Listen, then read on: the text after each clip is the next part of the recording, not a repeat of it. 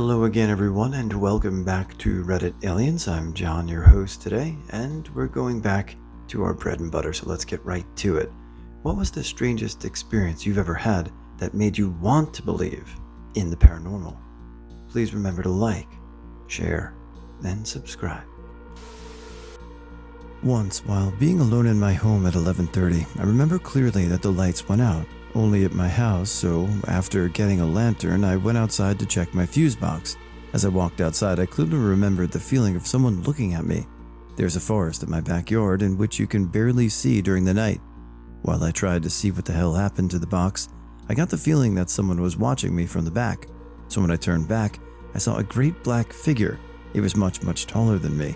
I remember how his eyes were plain white, and I saw how he blinked once or twice. I stayed there not knowing what to do, and that was how it was for during 2 minutes, and only until I saw it move. I ran as fast as I could. This happened in my home, in a small pueblo in Spain. So I work maintenance for a senior housing property, which I did on-call work for. In each apartment, they have a pull string attached to a light switch about 5 feet off the floor that sets off a bell outside and unlocks their front door. This is a safety thing, so if you fall getting out of the shower, etc., it can alert someone. Anyways, I got a call that Unit 14 had a call bell going off, so I drove out to the property, walked into the apartment, and no one was home. The switch was pulled down to the on position. I reset it, locked the door, and left. No freaking clue how it was pulled. Drive about a mile away, got another call. Same issue, same apartment. Walked in, switch is pulled down again. I figured, well, shit, maybe the switch spring is shot. So I replaced the entire switch test. It then searched the entire apartment under every cabinet, the bed, closets, the couch, etc. There's not a soul there. I lock the door and leave again.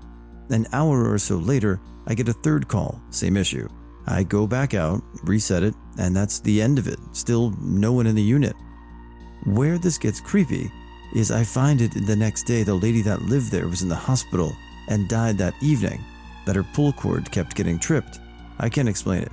It didn't make sense, but it freaked me the hell out. This is 100% a true story. Had a similar issue. I'm a CNA in an assisted living home. We're the type where some residents are independent and just rent an apartment to be around other elderly people. One night I'm working the overnight shift by myself. At 7 every night, the same resident goes to bed, and I head out to them to bed that night. I shut all the lights off except the bathroom like normal. About 2:30 a.m., I get a call alarm for that same apartment. Go in, and the resident asks me, who was in my room? I told them no one had been in their room, but then I noticed the light above the stove was on, and I had not left it on. So I checked the apartment. No one else was there. Assure her she's safe and leave. Lock the door, and went back downstairs to my office. As I'm going through the door, I catch out of the corner of my eye the elevator door closing with someone in it. No one else besides me or residents should be here. So I ran to the stairs and went to the second floor. Elevator hadn't stopped there, so I went to the third floor by stairs. Same thing. No one getting off the elevator. So I searched the whole facility, twice. Walked the outside too. Wanted to make sure a resident hadn't gotten outside somehow. Nothing. The entire night, I'm walking the facility when not answering calls, but I had residents saying someone was trying to get in their apartment or knocking on the door lightly. So I'm shitting myself because there's no reason I wouldn't have found a wandering resident by now or a random in the facility. So I finish my night, go home and call my head nurse later in the morning to explain what happened. They didn't see anyone besides me on the cameras. No resident, no visitor, just me. So I go into work the next day for PM shift at 2 p.m. and we start going door to door to see if I recognize anyone, as I saw just a small glimpse of their face. I'm convinced at this point it was a ghost because we had just had a resident die recently. Nope, turns out a resident had been roaming at night for months with no one knowing. She had dementia, hit, and her husband didn't mention it to us. So she would go into apartments, knock on doors trying to find her apartment. For months, half the staff thought the place was haunted because of how frequently residents complained of random footsteps in their rooms. I was in the kitchen doing homework with my little sister, and we just casually looked up to see a girl walk into my room. Without saying anything, we both looked at each other and then got up and ran to my big sister's room and started banging on her door. We hit the door so hard that it just kind of fell off its hinges. Then my mom came out screaming at us for breaking the door. and we were both trying to explain what we just saw, but they were too mad to hear us out. We've had a few more instances in that house, but that's the one that scared me the most, because unlike those other times, I wasn't alone. We lived in New Mexico for a few years, a couple of hours away from Roswell. We'd heard all the jokes about UFOs.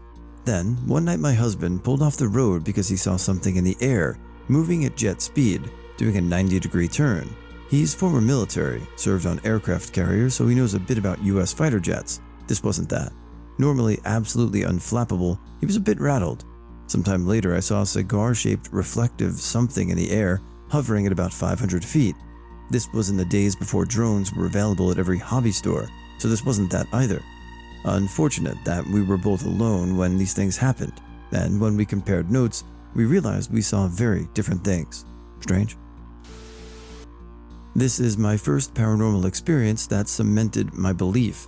I've always been interested in the paranormal. Even as a kid, I'd watch hours of the show on Discovery Channel, A Haunting. My best friend at the time, however, was not. She was a Christian girl who wanted nothing to do with it. So when we hung out, it wasn't really a topic of discussion between us, because I knew it creeped her out. One day, we're at her house. We were young, so we were playing with Polly Pockets. At some point, we're both holding our dolls, but we're not playing. We were talking about something else. When the conversation came to a lull, we both were silent and looked to the corner of her room with her closet. This closet had a purse on the door handle. All of a sudden, the purse shakes on the door handle really hard. So hard it almost made a loop around the handle, so it couldn't have been AC. No windows were open because it was winter. Both of her sisters were asleep, and her parents were both downstairs. I didn't think she saw it at first, so I tried to play it cool. I knew how much that stuff scared her, but she saw it, and we both screamed bloody murder. No one believed us, and no one believes us to this day. I've had a lot of weird things happen to me. Most can probably be explained, but to this day, nothing can explain how hard that purse shook on that door handle. Well, maybe not paranormal, more toward the alien route, but still cool and appreciate it. But if you live near Roswell, you could probably assume it's some type of military test aircraft, right? Or aliens. I'm one of those, this can be explained away by science people, but I do have one with my brother that made me start getting curious about the topic. Anyway, so I was about 13 to 14. My brother's nearly 7 years younger than me, so he was little when we moved to this new house. We'd always shared a room, so he was scared to suddenly sleep by himself and would take to sleeping on the floor in my room. One day he's watching TV while I'm on the computer doing whatever. It was like 10 p.m. and the whole house was quiet because my parents were in bed by like 9. I suddenly hear my name being called out, but it was so fast I thought I imagined it. I remember thinking, if it's my mom, she sounded angry, she'll come up and find me. I go back to what I was doing, and it happens a second time, maybe 30 seconds later. This is where that feeling of, oh shit, something isn't right here, creeps up. I see my brother sit up, and he says nothing. I see him doing that movement with his head like dogs do when they hear something. I'm just watching without speaking. It happens a third time, and without skipping a beat, he gets up, opens the door. The entire house is dark. He goes and opens the door of my parents' room and asks, "What did you call Federal Nebula 1537?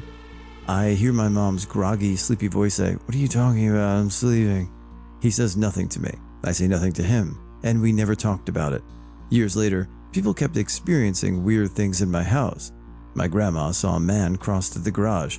On a separate occasion, she was taking a shower and heard me knocking and calling out to her to hurry up when I was dead asleep. Anyway, my bro and I were like, "Oh, you remember that one time?" He just nodded, and we both retold our story. To finish it off, those lands used to belong to the Japanese community in California before they got put in camps during World War II. One time I was with my uncle and mom outside of our house, and in the distance you could hear the sound of a single drum beating, like that dun, dun, dun, dun sound. And he was like, "What the F is that?" It was probably a neighbor, but knowing the history of the land, I was just like, weird shit happens in this neighborhood. When I was around 20 years old, I lived with my best friend in an apartment. I had been seeing what looked like a black figure that was either really tall or was clinging against the living room corner and sticking its head straight out at a 90-degree angle. I never spoke about it, and I know I didn't because I was a big believer that you could speak things into existence. Scared of ghosts? Talk about being scared of ghosts? You'll see a ghost.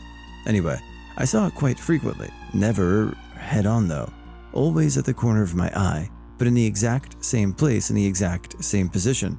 There's nothing that could have caused the illusion, or there being something there.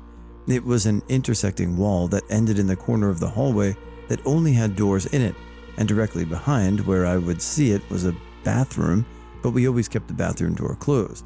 Nothing but a dark hallway. My friend and I were in the living room just talking, and she looks at me and says, "I have to tell you something. I keep seeing this thing in the hallway." I didn't even let her finish. I started pointing exactly where it was, almost shouting, "Right there?" We talk about it every so often, and I haven't seen anything like that since we moved. I was so freaking eerie that we saw the same exact human-shaped black void in the exact same place in the exact same way, never having talked about it before. Not sure if some of y'all would consider this paranormal, but my grandpa visited me the exact time he passed away. He had dementia and heart problems, so he was in the hospital. We have a big family. My aunt had 4 boys and my mom had 4 girls, and some of my cousins and sisters are married, just to give you some context. We all live in different parts of North Georgia, so one sister invited us all, me, my sisters, cousin, and spouses, to sleep at her apartment, since we knew things weren't looking good and we all wanted to be together. I slept in the room with a twin bed by myself, and around 1 in the morning, I could hear my grandfather. I'm deaf and sleep without hearing aids, so it should be complete silence for me, and he just said, "I love you," and that he was leaving.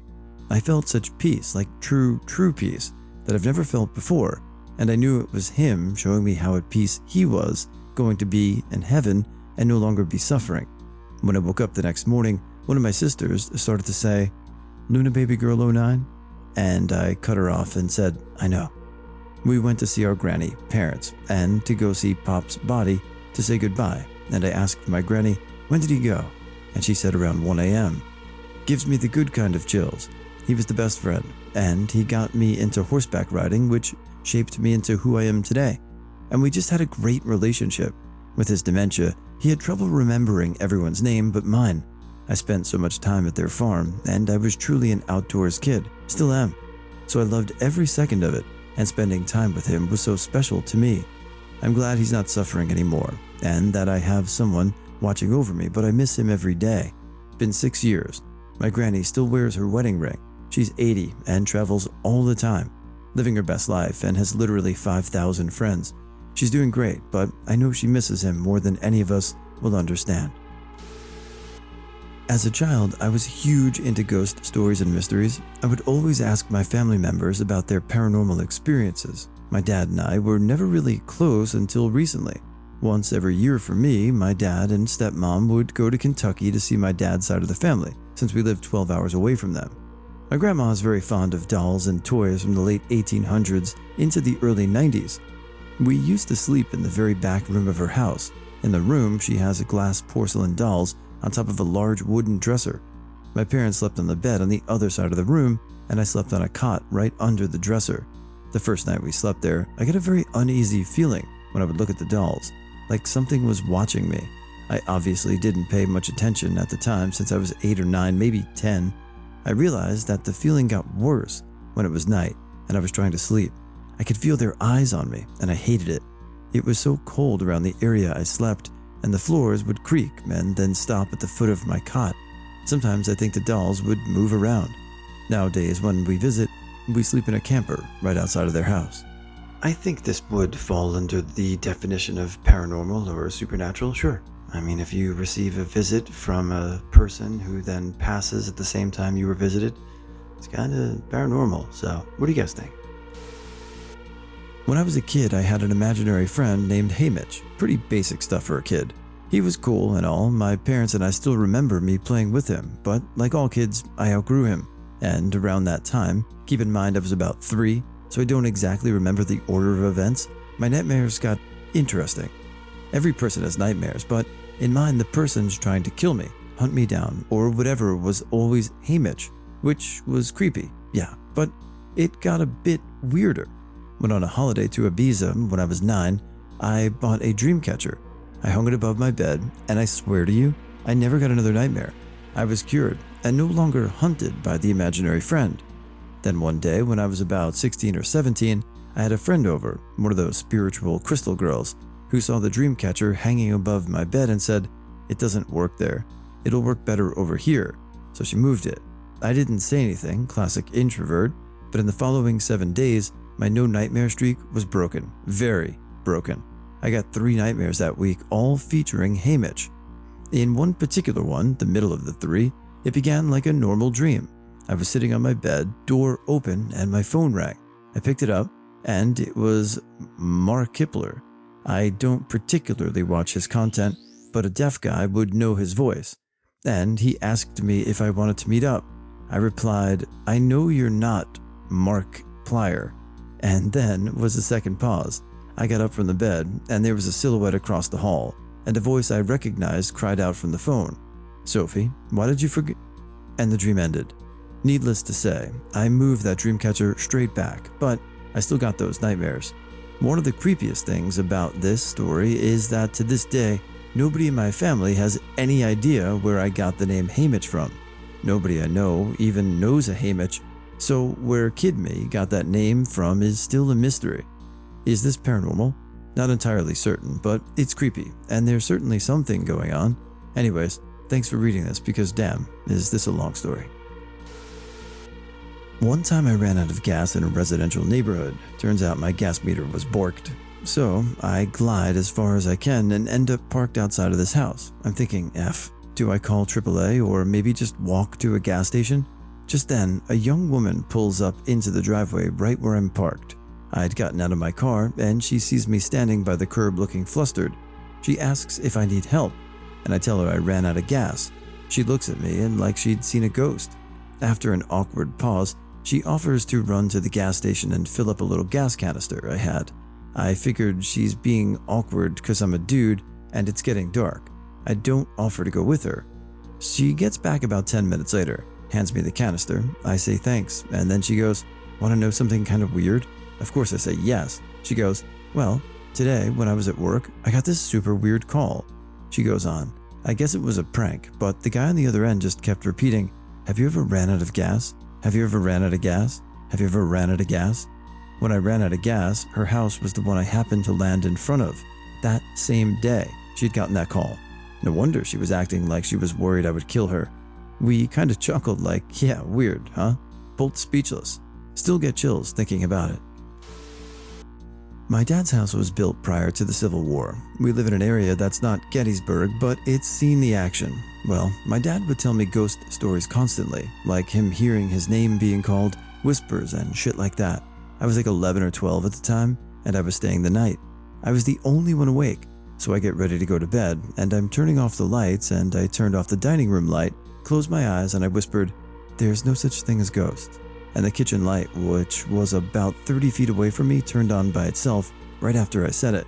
I could see the light through my eyelids. I about broke down into tears, walking slowly with my eyes closed the entire time to turn off the kitchen light. Those light switches weren't connected to each other in any way and were in completely different rooms. After I managed to find the light switch, I ran upstairs and hid under the covers. I hated that house. Told my dad about it the next day, and he's like, "No, I was just joking about those stories. It's fine. The switch was probably not down all the way or something." Recently, when I reminded my dad about that, he was like, "Oh yeah, there was some weird shit in that house." I really enjoyed this one today. Would be a good short story, which it sort of was in a way, but lengthen it a bit and connect the tissue. It's pretty good. I'm one of those people who usually wakes up in the middle of the night. Normally I go back to sleep almost immediately, but sometimes I decide to stay awake a while longer. I also am in a joint custody arrangement, meaning that I alternate between houses every week. So one night I'm staying at my mother's house for the week, and as usual I wake up at like 2 in the morning. I was having particular trouble falling asleep this time. I was lying there, ear to my pillow, when I hear a man's voice continuously whispering, "Help, hello, can anybody hear me? Please help, help me." As soon as I sat up, the voice got quieter, and I couldn't identify where it was coming from. After around 10 minutes of silently panicking and sitting still as a rock in my bed, I wandered around to see where it was coming from, but I never found it. So I soon dismissed it. It didn't stop whispering. all I could do was try to sleep, which I eventually did. A few nights later, I heard the same thing again, only it started quieter than it did the first time. This only happened at my mother's house in my bedroom, and I don't know why. And it always seemed to start when I was lying with one ear to my pillow, and was the loudest there.